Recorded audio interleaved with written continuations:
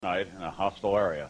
Now to the disturbing news from Boca Raton, Florida. Another person has been exposed to anthrax, a co-worker of the 63-year-old man who died Friday of an extremely rare form of inhaled anthrax.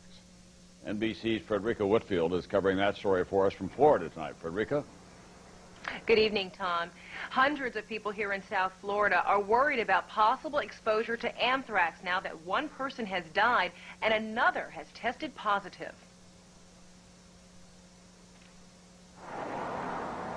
40 FBI agents trained in handling hazardous materials are investigating whether anthrax bacteria found in 2 South Florida men could be the result of bioterrorism.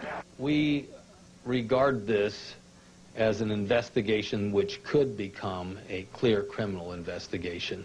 Today, outside the Palm Beach County Health Department, long lines fueled by the fear of possible anthrax exposure. I don't know that people are beginning to panic, but I certainly do think that we all have a right, considering the things that have been going on for the last 24 hours, to be told something. This after a second employee at the American Media Incorporated in Boca Raton, headquarters of tabloids like the National Enquirer and Star newspapers, tests positive for anthrax.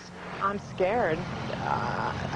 No one in America probably ever dreamed we'd be fighting anthrax, but since the bombing, I've been scared about, biochemical warfare. Last Friday, 63-year-old photo editor Bob Stevens died from a form of anthrax, the first anthrax exposure death in the U.S. in 25 years. Then over the weekend, another American media company employee, Ernie Blanco, in a hospital for chest pains, tests positive for an anthrax spore in his nose.